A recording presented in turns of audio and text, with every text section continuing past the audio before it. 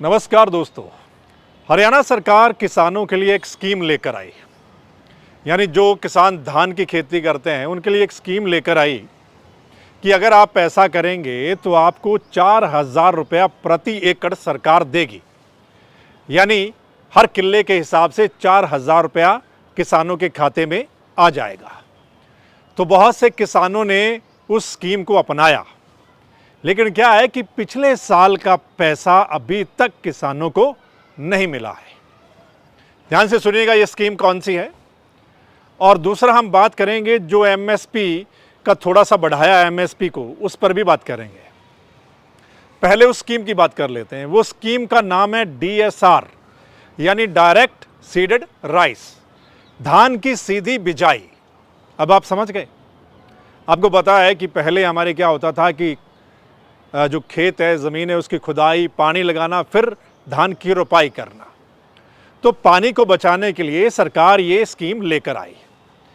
तकरीबन 12 जिलों में ये स्कीम लॉन्च की गई जहां धान की खेती ज़्यादा होती है। और कहा गया कि जो किसान पंजीकरण करवाएंगे, रजिस्ट्रेशन करवाएंगे कि इतनी किले में वो धान की सीधी बिजाई कर रहे हैं, तो फिर एक सर्वे हो जाएगा और उनको पैसा मिल जाएगा। पहले पैसा मिला भी, लेकिन अब पिछले साल का पैसा किसानों को नहीं मिला है। दोबारा धान रोपाई का सीजन आ गया है। ये पैसा किसान कहते हैं कि नवंबर दिसंबर में आ जाता है, लेकिन इस बार नहीं आया है। सो बहुत से किसानों ने हमें फ़ोन किए और किसानों ने अपनी वीडियो भी भेजी है। आप वो देख लीजिए, फिर आगे बढ़ते हैं। भाई जी, हम रामगढ़ पांडवा तहसील कलायत कैथल से बोल रहे हैं। कई किसान मेरे पास खड़े हैं। हम सभी यहीं आसपास के हैं। जो पिछली साल हमने ये सीधी बिजाई के तहत जीरी बोई थी, हमारे अभी तक कोई खाते में पैसे नहीं आए। और मैं तो ऐसे भी 8 साल तक लगातार सीधी बिजाई कर चुका हूँ, सिर्फ एक बार मेरे पैसे आए हैं। मैं सरकार से ये पूछना चाहता हूँ, जो ये सरकार ने वायदा किया था और पिछली साल तो दिए भी थे, 4,000 रुपये किला के हम सीधी बिजाई पर किसानों को देंगे, तो हमारे कब आएंगे? पिछली साल हमने डीएसआर के साथ में जीरी बोई थी। उस जीरी का आज तक कोई पैसा नहीं आया। सरकार ने बोला था कि 4-4 हज़ार रुपये आएंगे। तो कई बार हम कभी एडीओ के पास जाते हैं, कभी हम ये मैडम के पास गए कैथल, वो कहती है हमने जो कागज है वो पंचकूला भेज दिए। वो कोई भी हमने ये नहीं बता रहा कब आएंगे वो पैसे। आज तक हमने कोई पता नहीं लगता। हम बार बार जो घूम घूम कर थक गए, कोई हमको कोई राह नहीं दे रहा। और वो पैसे कब आएंगे, कैसे आएंगे? आई साल नवंबर दिसंबर में आते थे, आज तक भी कोई पैसा नहीं आया खाते में। तो सुना आपने। अब ये किसानों को प्रोत्साहन राशि, यानी ये स्कीम थी। अब अगर पिछले साल का पैसा किसानों को नहीं मिलेगा तो क्या किसान अगली बार उस स्कीम को अपनाएंगे? अब जरा सोचिए, और सरकार भी जरा सोचे। अगर सरकार सच में पानी को बचाने के लिए स्कीम लेकर आई और प्रोत्साहन राशि का ऐलान किया, तो वो समय पर किसानों को मिल जानी चाहिए। यानी कब 2024 में जो धान लगा उसका पैसा अभी तक नहीं दिया।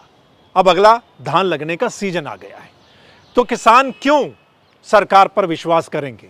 क्यों दोबारा रजिस्ट्रेशन करवाएंगे, या क्यों दोबारा वो सीधी बिजाई करेंगे? किसान तो यही सोच रहे थे ना कि चलिए सीधी बिजाई कर देते हैं, सरकार प्रति एकड़ 4,000 रुपये हमें दे देगी तो हमारा काम चल जाएगा। क्योंकि ये माना जाता है ना कि सीधी बिजाई अगर करते हैं तो फिर उत्पादन थोड़ा कम होता है। तो किसान कह रहा था कि शायद इस तरीके से उसकी भरपाई हो जाए। लेकिन अगर सरकार समय पर पैसा नहीं देगी तो फिर किसान दोबारा कैसे विश्वास करेगा? तो सरकार को इस पर सोचना चाहिए। सरकार से हमारा सवाल है कि अगर आपने वादा किया और ये स्कीम लेकर आए, तो फिर आप समय पर किसानों का पैसा दे दीजिए, जो उनका हक बनता है। नहीं तो किसान फिर आप पर विश्वास नहीं करेंगे। अब आते हैं जो एमएसपी बढ़ाई है कुछ फसलों पर। तो धान पर भी 69 रुपया प्रति क्विंटल के हिसाब से सरकार ने बढ़ाया है। आपने खबर देख ली होगी, सुन ली होगी। और सरकार अब ऐसे प्रचार कर रही है कि जैसे लागत पर 50% ज़्यादा उन्होंने कीमत कर दी है, एमएसपी कर दी है। दोस्तों, सरकार ये कहती है कि हमने इतनी 69 रुपया प्रति क्विंटल बढ़ा दिया, तो अपनी पीठ थपथपा रही है। लेकिन सरकार ये क्यों नहीं बताती या इस पर चर्चा क्यों नहीं करती कि खाद का कितना रेट बढ़ गया, बीज का कितना रेट बढ़ गया, स्प्रे का कितना बढ़ गया, पेट्रोल डीजल का कितना बढ़ गया, यानी लागत कितनी बढ़ गई है। सरकार इसका जिक्र क्यों नहीं करती? जहाँ जहाँ जिन स्टेट में बीजेपी की सरकार है ना, वही स्टेट से एक रिपोर्ट सामने आती है कि वो बताते हैं कि धान का जो लागत है प्रति क्विंटल के हिसाब से वो 3,000 से ऊपर आता है। कोई स्टेट बता रहा है कि 3,000 कुछ आता है, कोई कह रहा है 4,000 कुछ आता है। और आप एमएसपी कितनी आपने डिक्लेयर की? 2369 रुपया। और फिर उल्टा ऊपर से आप कह रहे हैं कि हम तो लागत से 50% ज़्यादा हमने कर दी है। तो ये क्या है भाई? मतलब आप किसानों को क्या ऐसा वैसा समझते हैं कि उनको कुछ समझ में नहीं आता? उनको सब समझ में आता है। सो सिर्फ 69 रुपया बढ़ाकर सरकार अपनी पीठ ना थपथपाए।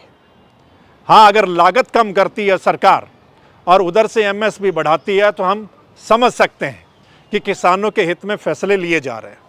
लेकिन जब लागत बढ़ रही है, जब खाद, बीज, पेट्रोल, डीजल, स्प्रे के रेट लगातार बढ़ रहे हैं, क्या उस हिसाब से एमएसपी बढ़ रही है?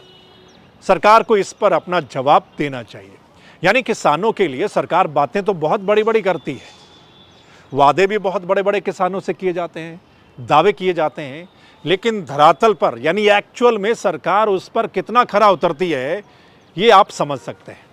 अब जब हरियाणा में ये जो विधानसभा का चुनाव हुआ तो आपने क्या देखा कि चुनाव के वक्त जब प्रचार चल रहा था तो मुख्यमंत्री क्या बोल रहे थे कि धान की कीमत 3100 रुपया देंगे।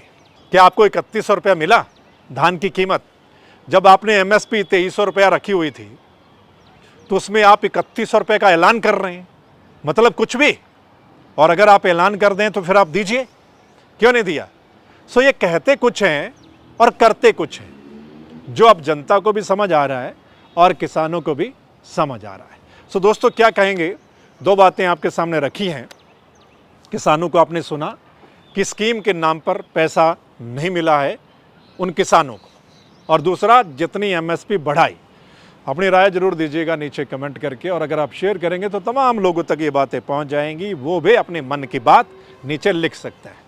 चलिए फिर मिलते हैं किसी और मसले के साथ, तब तक के लिए राम राम।